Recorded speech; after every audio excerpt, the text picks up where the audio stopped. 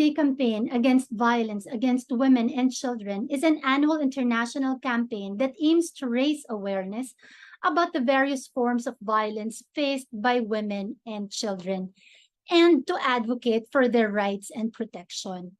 This campaign begins on November 25th, which is the International Day of the Elimination of Violence Against Women, and ends on December 12th, which is the International Day of the Rights of the Child. Violence against women encompasses a wide range of abusive behaviors that are primarily targeted at women because of their gender. Over the next episodes, we will delve deeply into many issues related to violence and their impact, the many inspiring stories and practical steps towards a safer society. Together, let's raise our voices for change. This is 𝐕𝐢𝐴 and welcome to our 18-Day Campaign.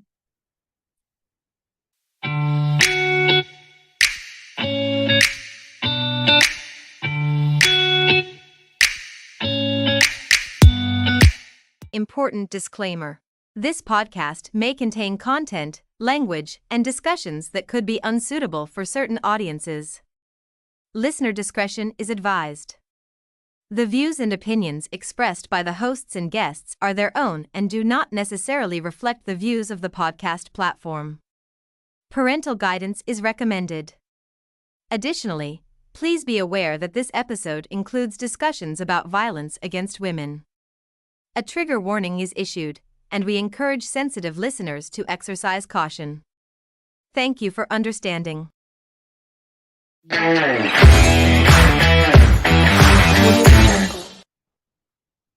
Hi, and welcome to our continuing 18-day campaign to end violence against women.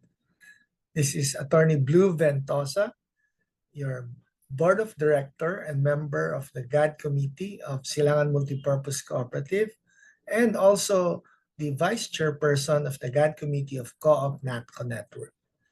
We will continue to discuss various cyber crimes, including today the Republic Act 10627 or the Anti-Bullying Act. So we will show you some slides and presentations and also some videos. And please do comment, share, and subscribe to our social media platforms in 𝐂𝐚𝐻𝐚 and in my Davao Lawyer Facebook page and Davao Lawyer YouTube channel. So let's start the discussion. So for today, we will discuss Republic Act 10627 or the Anti-Bullying Act of 2013 and its implementing rules and regulations.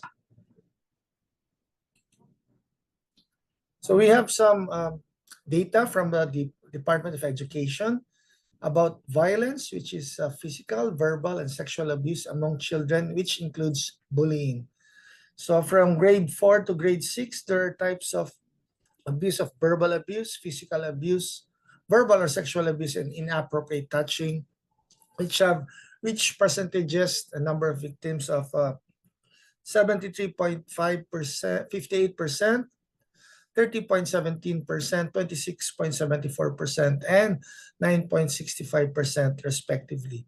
And on the high school level, verbal abuse was about 78.36%, physical abuse 37.57%, sexual abuse is 43.71%, and inappropriate touching at 17.71%. So makikita natin mas tumataas pala kapag sa high school na itong kinds of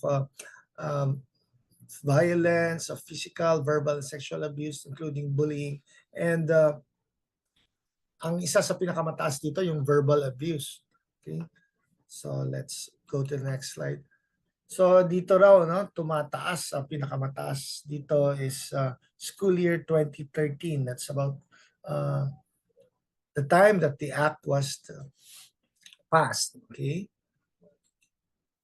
So ang sabi dito, ang bullying as defined by Republic Act 10627 is any severe or repeated use by one or more students. So severe or repeated use, so pwedeng isang beses lang, malala, or paulit-ulit, pwedeng isang estudyante lang or maraming estudyante. Anong form? pwedeng written, verbal, or electronic expression. So pwede rin siyang physical act or gesture or any combination thereof directed at another student that has the effect of actually causing or placing the latter in reasonable fear of physical or emotional harm or damage to his property. So kasali dito yung mga sinisira yung mga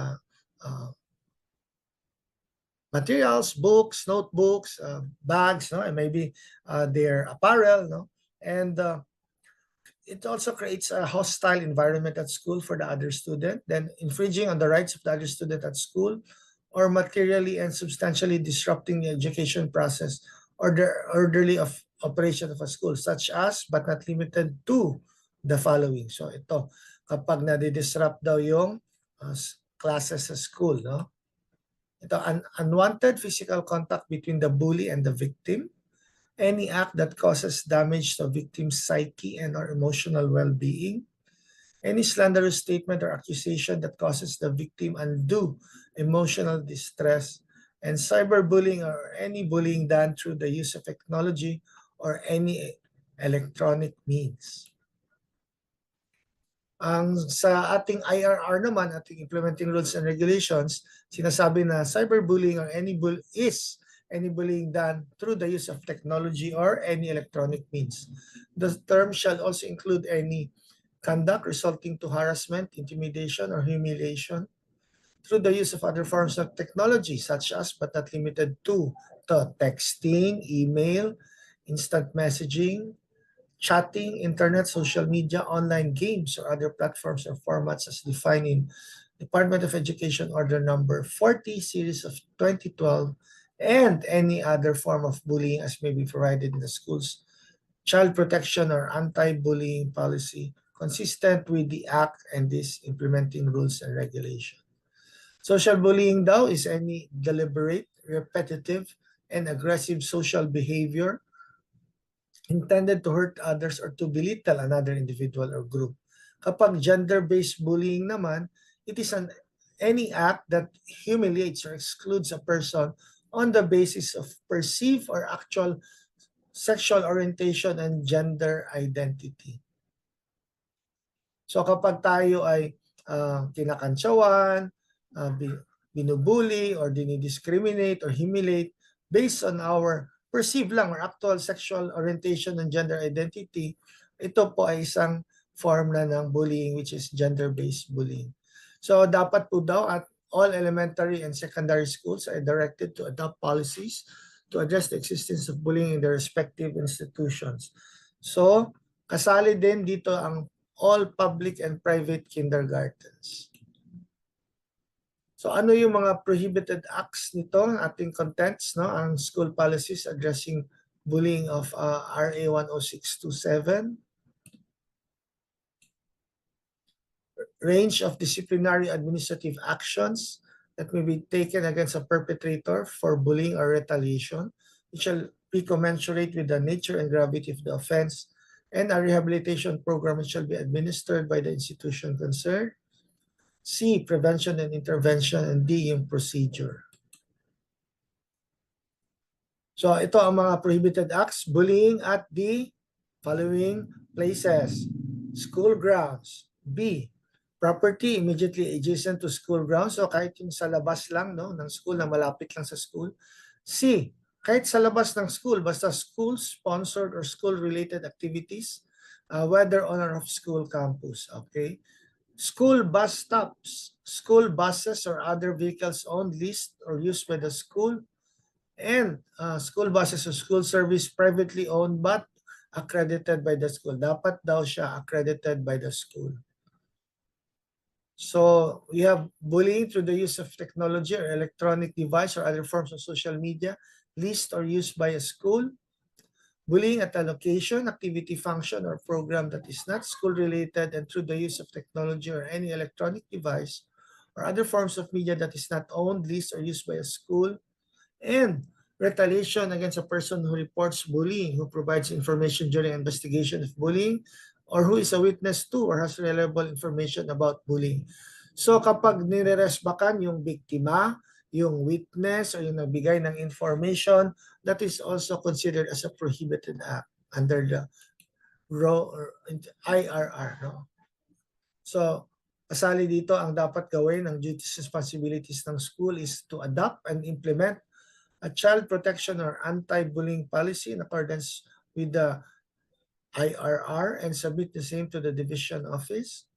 Provide students and their parents or guardians a copy of the child protection or anti-bullying policy adopted by the school. So dapat bigyan daw no ang parents and students ng copy ng anti-bullying policy. Itong policy shall likewise be included in the school student or employee handbook and shall be conspicuously posted on the school walls and website if there is any. So kung meron siyang website, dapat nakapost din daw doon.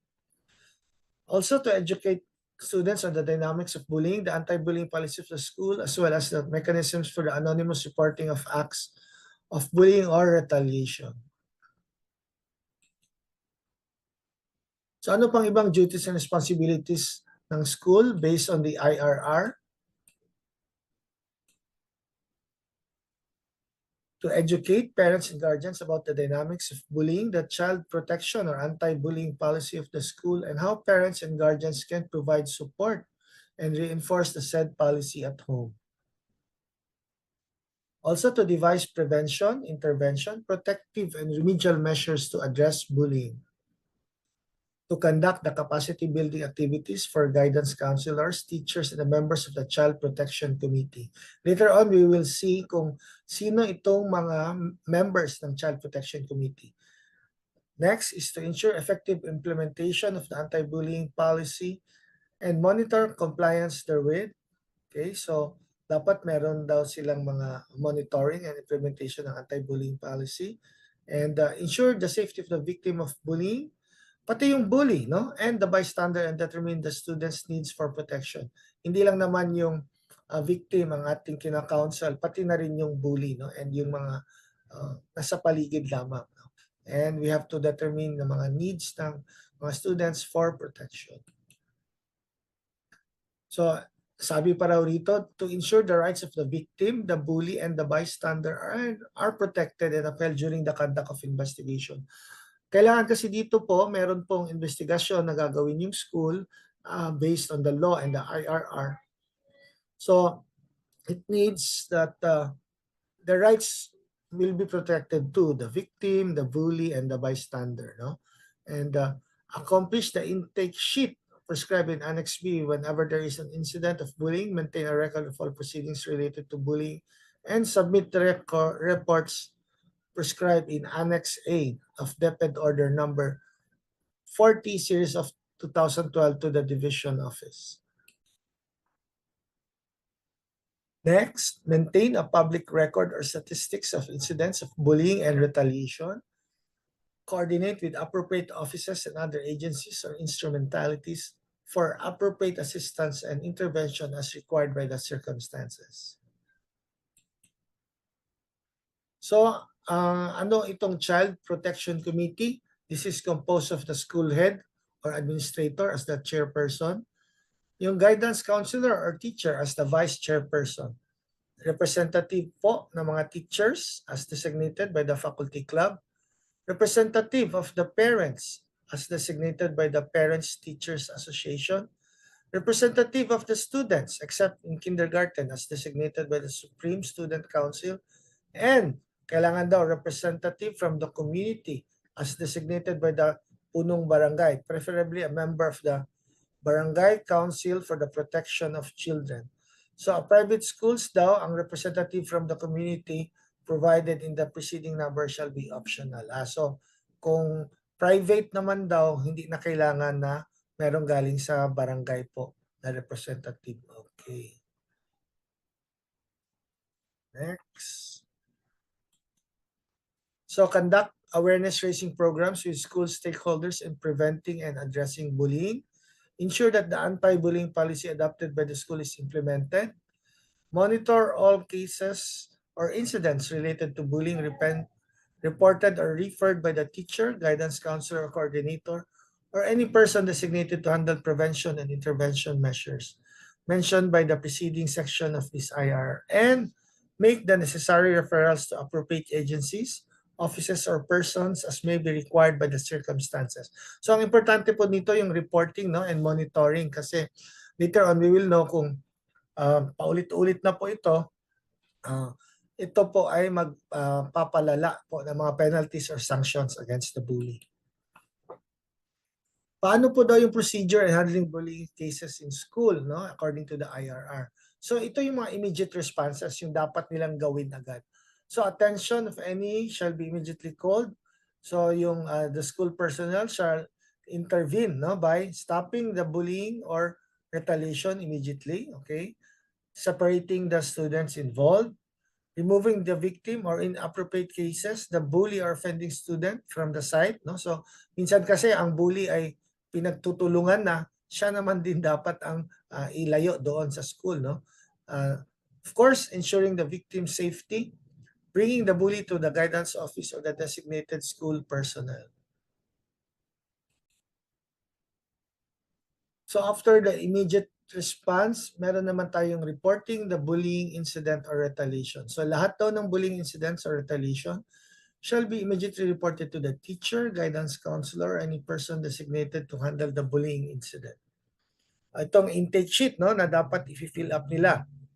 Then the school head or the designated school personnel shall inform the parents or guardian of the victim and the bully about the incident. So parang yun, tatawag din tayo sa principal na naman or sa prefect of discipline or kung sino po yung designated school personnel na mag-handle dito sa mga anti-bullying incidents po. So if an incident or bullying or retaliation involves students from more than one school, the school that was first informed of the bullying or retaliation shall promptly notify the appropriate administrator or school head of the other school so that both schools may take appropriate action. Sometimes, di ba, may mga dumarayo na mga ibang mga estudyante galing sa ibang schools tapos doon sila kakandak ng bullying or sometimes rumble pa. So yung mauna daw nakakatanggap ng news or incident or balita nitong bullying or itong gulo ay immediately i-inform niya yung kabilang school, no, yung administrator, school head, para ang both schools ay makatake ng appropriate action.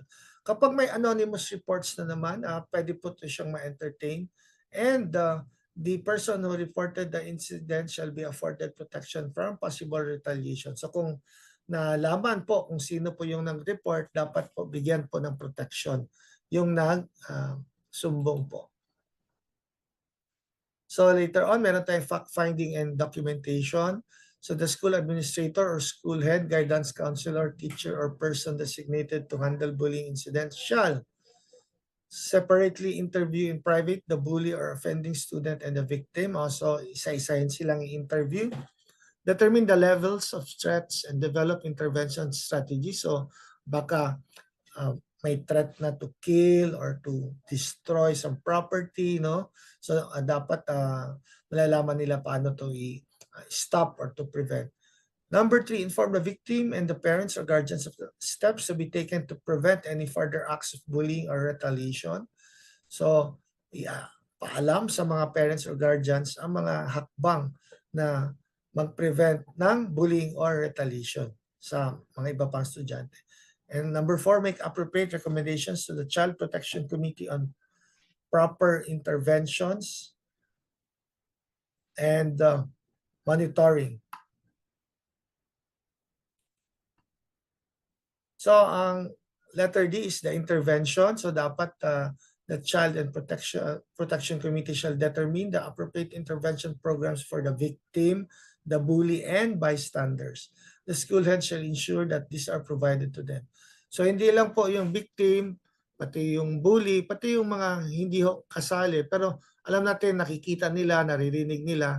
So dapat meron din pong intervention sa kanila. And for the referral, the school head or the Child Protection Committee may refer the victims and the bully to trained professionals outside the school, such as social workers, guidance counselors, psychologists, or child protection specialists for further assessment and appropriate intervention measures as may be necessary. Sinabi dito, the school head or the designated school personnel shall notify the Women and Children's Protection Desk of the local Philippine National Police if he believes that appropriate criminal charges may be pursued against the bully or offending victim or offended party. No, yan. Kasi hindi lang po administrative na cases ang pwede pong mapapataw doon sa bully, doon sa based on the guidelines and policies of the school, pwede rin pong criminal cases kapag it already involves crimes or offenses against persons or property. And of course, pwede rin pong civil case for damages kung hihingi rin pala ng danyos po yung yung biktima or yung mga parents ng biktima. So ano po yung mga disciplinary measures in handling bullying cases in school? Sabi dito na bullying incidents or retaliation shall be treated according to their nature, gravity, or severity and attendant circumstances. So punitive measures will be the last resort. So last na daw yung parang mabigat na mga penalty. So titingnan yung nature, gravity, or severity and yung mga attendant na mga nangyari doon sa palibot. So pwedeng bigyan ng written reprimand, papagawa ng community service, hahatawan ng suspension, exclusion, or even expulsion in accordance with existing rules and regulations of the school or of the Department for Public Schools may be imposed. If the circumstances warrant the imposition of such penalty, provided that the requirements of due process are complied with.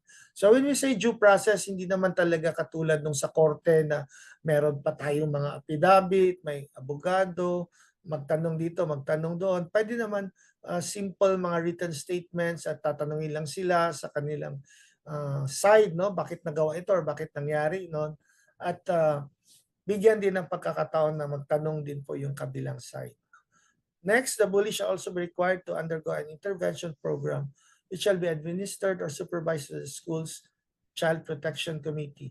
The parents of the bully shall be encouraged to join the intervention program. So, dapat daw kasama po dito yung parents ng bully, para siguro mag-guide din yung bata.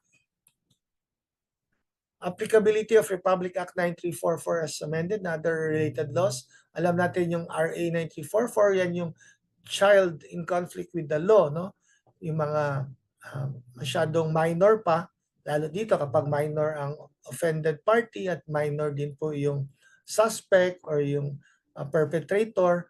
Sabi dito, if the bullying incident or retaliation resulted in serious physical injuries or death, the case shall be dealt with in accordance with the provisions of Republic Act 9344 or the Juvenile Justice and Welfare Act as amended and its implementing rules and regulations in connection with any other applicable laws as may be warranted by the circumstances attendant to the bullying incident. So we have another separate discussion of our Republic Act 9344.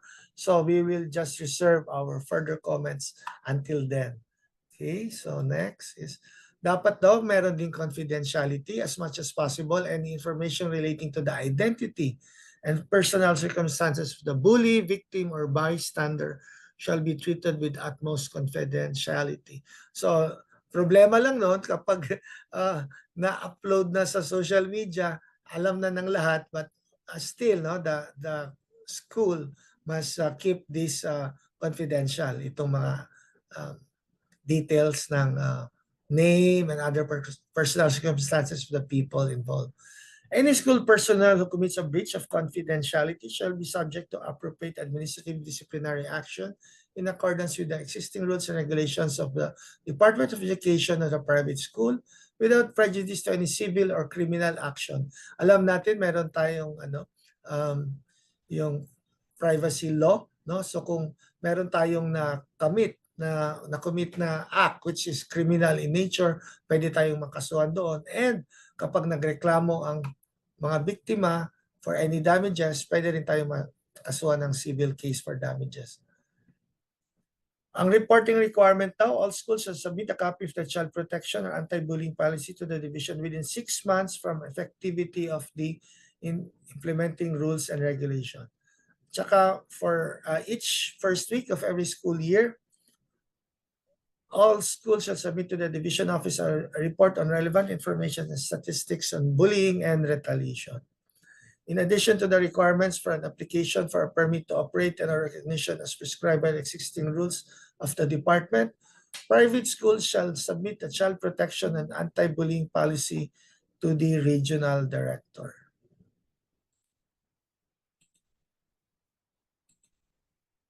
For private schools naman, ano yung mga sanctions for non-compliance? The school personnel who fails to comply with the requirements of this act or these implementing rules and regulations shall be subject to appropriate disciplinary sanctions as may be imposed by the private school. A copy of the decision in such cases shall be submitted to the division office. Sabi dito, private schools that fail to comply with the requirements of this act or this IRR shall be given notice of such failure by the division office. Then the school shall be given 30 days to comply. An extension of not more than 1 month may be granted by the regional director in meritorious cases. So a total of 2 months lang, no, dapat mag-explain po yung school na bakit hindi sila mapapatawan ng mga appropriate sanctions kung hindi nila nagagawa itong mga sinasaad sa batas at ng IRR. And it says here that the Secretary of the Department of Education through the Regional Director may suspend or revoke as appropriate the permit or recognition of a private school that fails to comply with the requirements under this Act or this IRR. So pwede po, ang ating Secretary of Department of Education ngayon is Vice President, no? Inday Sara. So pwede niya palang i-revoke or suspend ng permit or recognition sa private school kapag hindi nag-comply with the requirements of this act or this IRR. Sa public schools naman, kapag non-compliant po sila, yung school personnel na hindi nag-comply with the provisions of the law or the IRR shall be subject to administrative disciplinary proceedings in accordance with the civil service rules and relevant issuances of the Department of Education. So thank you. That's all for now. And stay tuned for our next discussions and topics on the anti-bullying. See you soon.